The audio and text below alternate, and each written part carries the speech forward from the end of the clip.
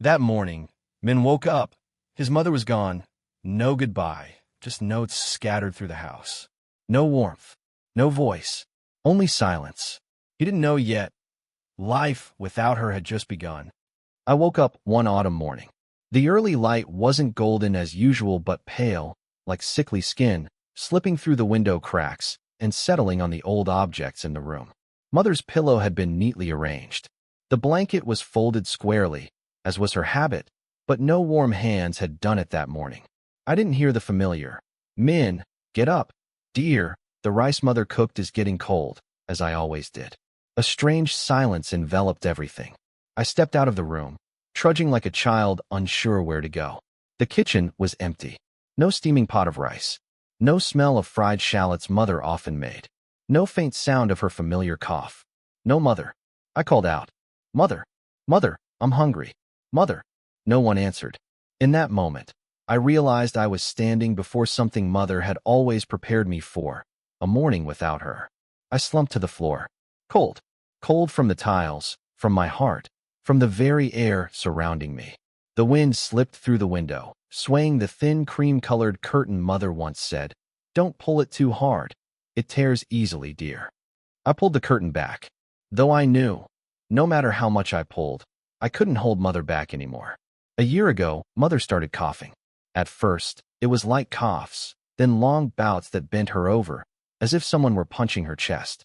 I was scared, but she only smiled. "It's nothing, dear, probably just a cold." I believed her, because I always believed mother couldn't possibly be in pain, couldn't possibly leave me. Mother was eternal. But then I heard her crying at night. For the first time in my life, I saw her cry in secret. Her hand covered her mouth. Her back trembled. The light from the hallway lamp fell on her face, sallow, haggard, and alone. Then one day, she took my hand. "Min, starting tomorrow, mother will teach you how to rinse rice, okay?" I didn't understand why, but I nodded. And from that day on, every day, she taught me something, as if she were carefully gathering every last fragment of her time to weave a coat for me to wear through the rest of my life. Some days, mother was too tired to get up. I shook her, calling, "Mother, get up and cook for me. I'm hungry." She sat up, smiling weakly. "You can do it today, dear. Mother believes in you." Then she retreated to her bed, watching me clumsily measure rice, light the stove, mix salt. That look, it was the look of a mother watching her child prepare to walk through the vast world without her. Mother began writing little notes, sticking them around the house. "Remember to turn off the stove after cooking. Wash the dishes after eating. Don't leave them overnight. If a stranger knocks, don't open the door. Ask who they are first." I read each line as if reading pieces of love mother left behind, as if she knew there would come a day when I'd live with those notes instead of her direct voice. One day, she took me to the market. She stood at a distance, letting me ask the vendors myself, choose vegetables myself. I was nervous. I stammered. I handed over the wrong amount of money. The vendor smiled, gently giving it back. "First time at the market, huh? Your mother taught you well." I turned back. Mother stood far off, nodding, her eyes red. She quickly turned away, as if afraid I'd see. But I saw. Lately, mother spoke less. Every afternoon, after I learned how to fold clothes or clean the floor, she just sat looking out at the yard, where the bougainvillea she'd planted when I was little still grew. The trellis was old, fragile, but still bloomed faithfully, as if it didn't care about the age of the one who planted it. "You know, dear, bougainvillea is most beautiful when it falls. Only when it drops do you see how gently it floats." She said that as if speaking to the wind, not to me. But I heard. I didn't fully understand, only felt something sting inside. I started noticing mother sleeping more. Some mornings, I'd cook instant noodles and shake her for a long time before she opened her eyes. She looked at the bowl I made. Too much broth, lumpy noodles, a few wilted leaves of greens, but she smiled. "So delicious. Mother loves your noodles." I sat beside her, eating and watching her. Her hands were so thin. Her skin had purple bruises. My heart felt strange, as if someone were teaching me how to be sad without words. That evening, when mother was asleep, I secretly took the notes she'd written and read them again. Among them was one that said, "If mother's gone, call Aunt Han next door if you need help. The money's in the drawer, under the old cloth. Don't spend it all at once. Don't wait until you're too hungry to eat. Mother doesn't like that. I read and reread them like a child learning letters for the first time. Each line was a thread stitched straight into my heart. I folded them, put them in a wooden box, locked it, then lay on Mother's bed, hugging the pillow she used.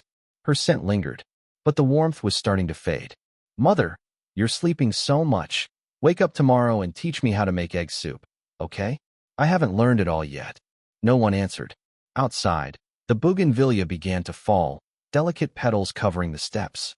That morning, it drizzled lightly. I sat by Mother's bed, holding her hand, a habit whenever I feared something. She didn't wake, only breathed faintly. Her breaths were so weak I had to press my ear to her chest to hear. The doctor said she needed lots of rest, but I knew. This rest wasn't like the others. I went to get water. When I returned, I saw a small letter on her pillow, folded in quarters. Mother's familiar handwriting felt like her voice in my head every night. My Min, if you're reading this, Mother probably can't hold your hand every morning anymore. I'm sorry for leaving you behind, but I believe you're grown enough to walk through the days without me. I've taught you to rinse rice, cook noodles, fold clothes. But I didn't have time to teach you the most important thing. Forgive yourself when you make mistakes, and love yourself even when the world forgets you. Don't fear loneliness. Aunt Han will come by often, and Uncle Tu at the alley's end promised to give you a portion of rice each week if you forget to cook. Smile at them. You'll see, this world isn't as frightening as you think. If you ever miss me, go to the bougainvillea. I'll be there, in every falling petal. Just look, and I'll know. I love you more than this whole life, Min. Your mother. I didn't cry right away. I just stared at the letter for a long time. My eyes traced each word as if touching Mother's face. My hands trembled, folding it, pressing it to my chest. Outside, the bougainvillea fell again. This time, I didn't go to pick them up. I let them float, as Mother said, most beautiful when they fall. That night, I didn't sleep. I sat by Mother, rereading the letter until I memorized it. When the first light of morning slipped through the window, Mother stopped breathing. I held her hand, whispering, I've read it, Mother. I'll live. I promise. That morning, our house was eerily quiet. No more, Min, get up for breakfast. No clatter of pots and pans. No sound of Mother's gentle footsteps on the old tiled floor. Only a vast emptiness and the sound of my own breathing, rushed, faltering, bewildered. I didn't dare open my eyes, though light had long flooded the room. I lay still, as if by not getting up, Mother wouldn't be gone. But eventually, I had to sit up, had to step out of bed, had to face a reality without her. I went to the kitchen.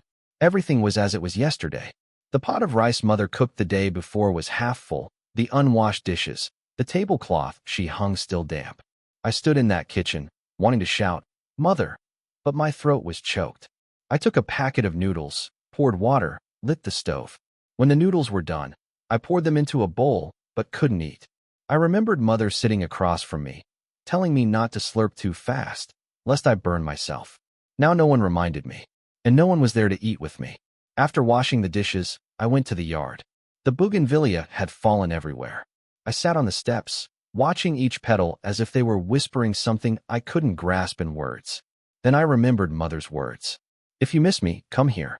I'll be in every falling petal. I bowed my head, touched a fragile petal. My heart ached so much I couldn't cry anymore.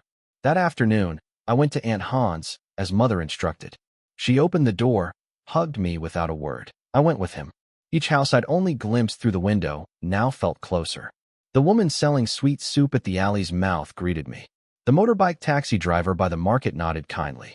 A boy zoomed by on his bike, turned back, and called, Uncle Min, my mom says you cook really well.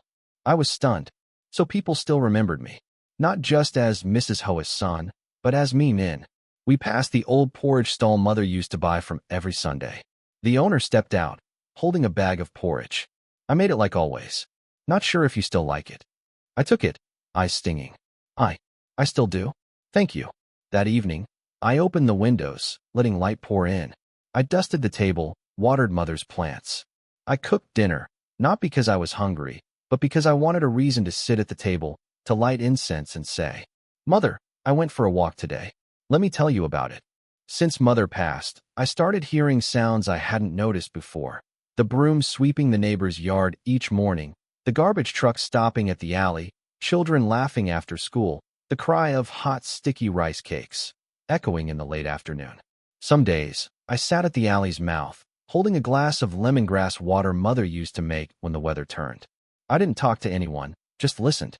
Listened to know I was still living among people, not just a shadow wandering a cold house. The honk of a scooter startled me. The chatter of market women felt familiar. Some sounds made me miss Mother so much it choked me, like the rustle of vegetables poured into a basin, the chop of a knife in someone's kitchen, as if Mother were cutting greens, making soup. I began to realize sadness didn't lie in silence, but in sounds no one shared with me anymore. To live, I had to learn to listen again, like hearing life for the second time. One morning, I went to the market alone. Mr. Locke had said, "Listen to how people bargain, how they choose vegetables. You don't have to buy anything. Just go to feel you're still part of life." I heard them haggle, laugh, even complain. They might not know my name, but no one shooed me away. I started to breathe easier, even just a little. That afternoon, I came home and turned on the radio. Not for news, but so the house wouldn't be too quiet. The announcer's voice droned steadily. I didn't catch it all, but it felt strangely warm. I wrote in my journal, "Today, I heard you, Mother," in the sound of running water, the knife, the old fan creaking. "I think you're still here, just not speaking, letting the world whisper to me for you." One afternoon, while cleaning Mother's altar, Aunt Han came over. She brought a bag of food and a small note. "Mr. Locke sent this, asked me to give it to you." I opened it. A handwritten note. "Would you like to try working at the bookstore? I know someone who needs help arranging shelves and cleaning. No need to talk much, just be diligent. If you want, I'll take you." I held the note for a long time. Work, a strange, frightening concept. Mother once told me, "When you do something for others, you'll feel a little bigger. But if you're tired, you can stop. I never want you to be great, just try." That night, I wrote in my journal, "Mother, I'm scared, but I think I'll try, because you believed I could. And now I want to believe like you did." The next morning, Mr. Locke came. We walked to the bookstore, a small shop nestled between two old banyan trees. Inside, it smelled of old paper and wood. The middle-aged owner greeted me with a kind smile. "Can you dust the inner shelves and arrange books by cover color? No rush. Do it like you fold clothes at home." I nodded. The first book slipped from my hands because I was trembling. But slowly, my hands remembered the care for objects, as Mother taught me with napkins and bowls. That afternoon, when I finished, I was given a small bill. The first money I'd earned myself.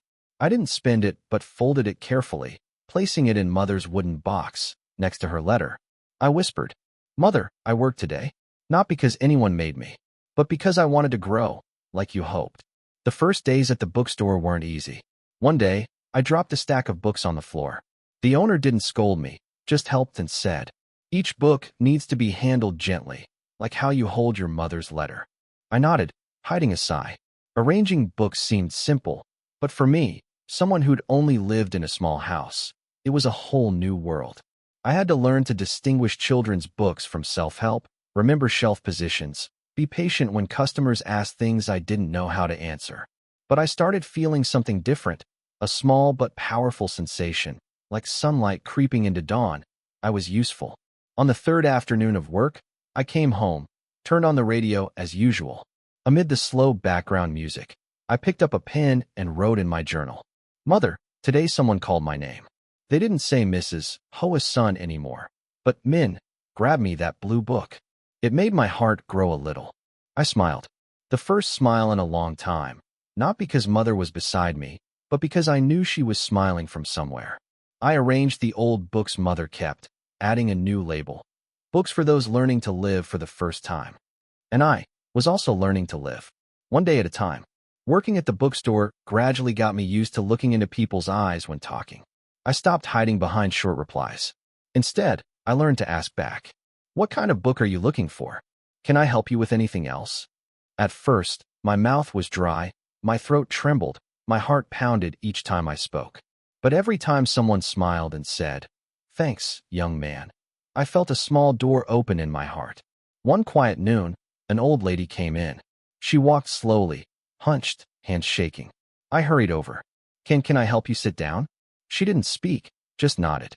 I helped her to a small chair in the corner. The owner brought her a glass of water, and I stood nearby, saying nothing more. But my heart felt lighter, as if Mother were alive and came here, I'd treat her the same way. That evening, I told Mr. Locke. He nodded. You know, every small interaction is a thread connecting you to others. You're stepping into this world, not to do anything grand, but to be present, to be remembered, to touch people's hearts. I wrote in my journal, Mother, today I didn't just live, I began to be seen. Like how you saw me, even when the world turned away. I once thought every day without Mother was a day full of darkness. But slowly, I learned, days aren't scary. I just wasn't used to the light without her. In the early mornings, I woke without an alarm. I brushed my teeth, washed my face, changed, and went to work like others. No more hesitating at the door, no more glancing back at Mother's room before leaving the alley. I started living to a new rhythm. No familiar call, but the chime of the bookstore bell when customers entered, the owner's soft laughter, and my own footsteps on the sidewalk, steadier each day. On rainy days, my heart still felt empty. But instead of curling up, I stood on the porch, watching the rain like Mother did. I imagined her watching me from some distant eaves, smiling, soaked but at peace. Once, while sorting books, I found an old notebook Mother used to write in, her handwriting. If Min can live one day without me, he can surely live a lifetime. But I'll still watch over, from behind the petals, from the warmth of a bowl of rice, from the call you no longer need to voice. I tucked the notebook into my pocket, and from that day, I stopped counting the days I lived without Mother. Because each day that passed, I learned to live as she wished. That day, the sun was beautiful. Sunlight stretched along the road from the bookstore to home like a soft golden scarf. I walked slowly, holding a small bag of pastries, a gift from the owner for a hard day's work. The wind blew gently through the row of trees, making the leaves rustle. I looked up at the sky. There was no one walking beside me, but I no longer felt empty. I heard the sound of my footsteps blending into the ordinary rhythm of life, and I felt at peace. When I got home, I opened the door, and light poured in as if to welcome me. On my mother's altar, the vase of paper flowers I had replaced the day before still looked fresh. I poured a cup of water, lit an incense stick. Mom, it's sunny today. I think you'd like this kind of weather. When you were alive, you used to say, a sunny sky means the heavens are kind. Today, I feel the heavens are truly kind to me. I smiled. It wasn't a forced smile anymore, but a real one, like warm sunlight shining into my heart. Perhaps the road home today wasn't just shorter, but brighter, because I was no longer walking in the shadow of sadness. I pulled out a small piece of paper folded in quarters, the handwriting faint but familiar. If one day you feel lonely, try listening to the wind. I've sent lullabies into it for the nights you cried.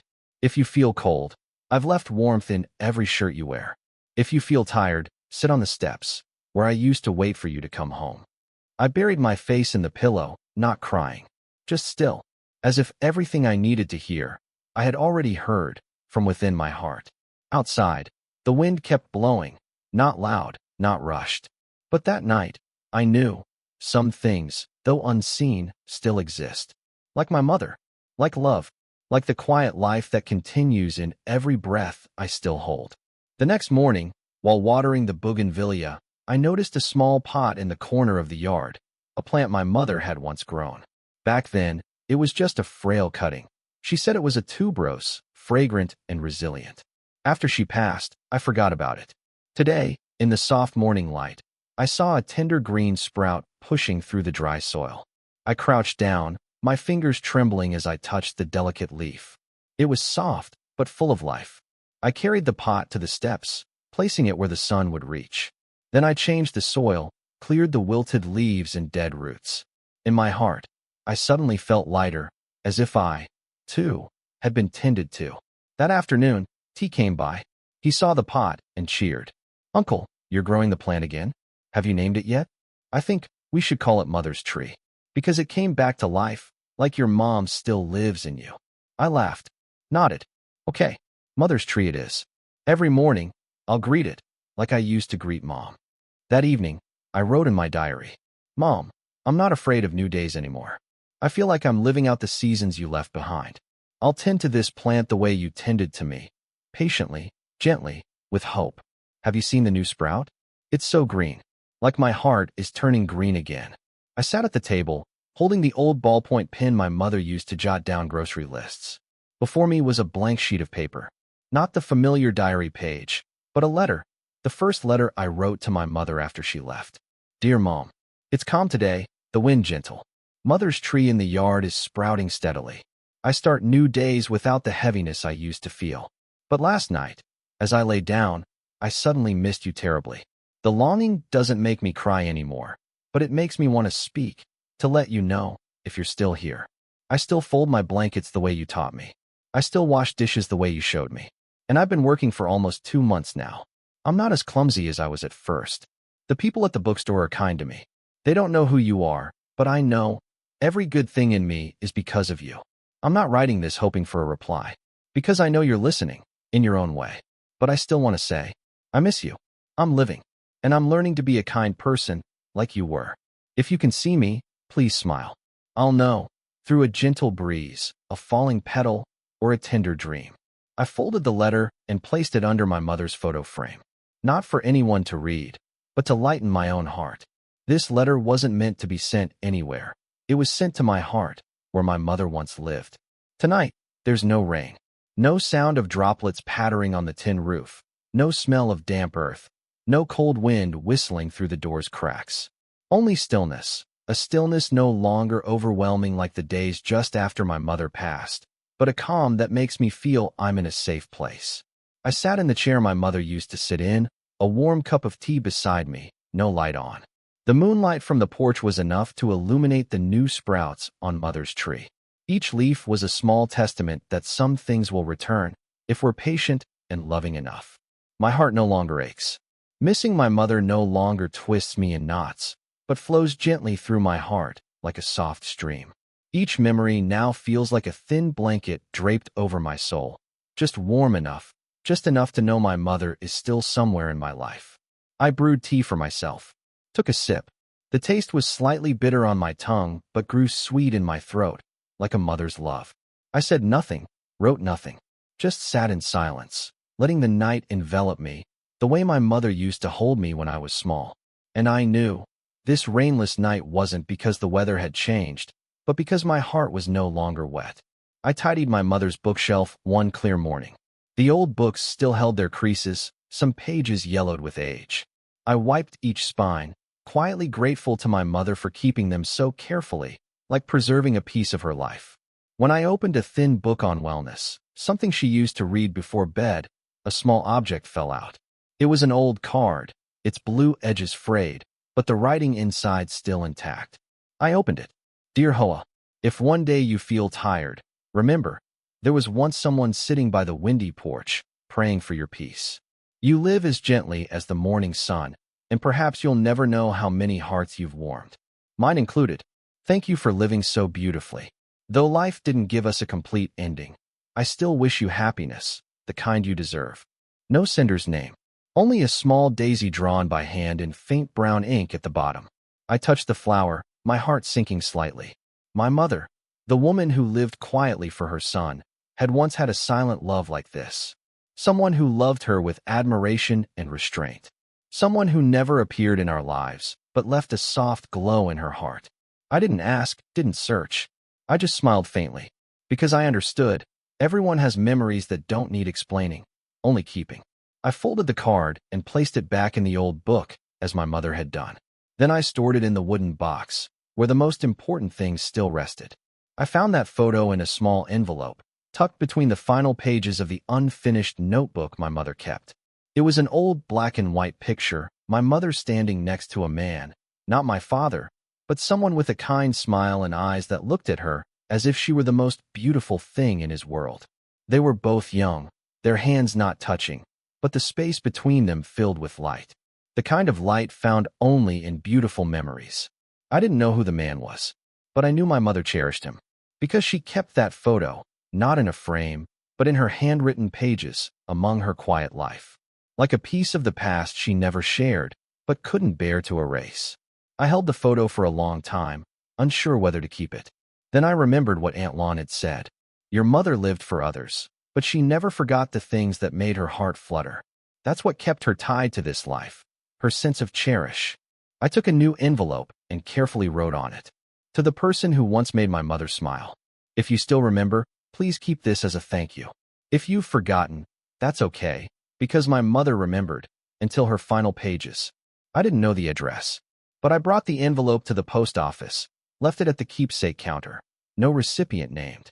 I only told the clerk. Maybe no one will come for it. But if someone asks about a woman named Hoa, please give it to them. She nodded, gently, as if understanding what I didn't need to explain. That evening, I returned home, lighter than ever. Because some memories, if they can't be kept forever, should be sent back to the wind, to be carried away in the gentlest way. That day, when I stepped out of the house, there was no special reason. I didn't need to go to the market, to the bookstore, or to meet anyone. I just wanted to walk, as a way to feel clearly that I was living, breathing, moving forward. The old alley was as peaceful as always, but today it felt different. Not because anything had changed, but because I had. I no longer avoided strangers' eyes, didn't hurry past familiar shops with my head down. I looked up, I smiled, and I walked slower. A little girl selling steamed rice rolls at the alley's entrance waved to me. A man riding by on a bicycle nodded slightly. Those small greetings, seemingly casual, warmed my heart like the morning sun. I stopped at a small shop by the roadside and bought a new pair of shoes. The first pair I chose for myself, not paid for by my mother, not prompted by anyone. I slipped them on, and they felt a bit unfamiliar, but comfortably snug. As if, at last, I had stepped into a new life, my own life. In the afternoon, I came home. I changed my clothes, tidied the kitchen, and cooked a simple meal. On the dining table, I set out an extra pair of chopsticks, not because I was waiting for my mother, but because I wanted to keep that habit. Like a reminder that no matter how far I go, there's always a part of me reserved for her. That evening, I opened the window and sat on the porch. Did nothing, expected nothing, just sat. And I understood, not every day needs something grand to happen to feel changed.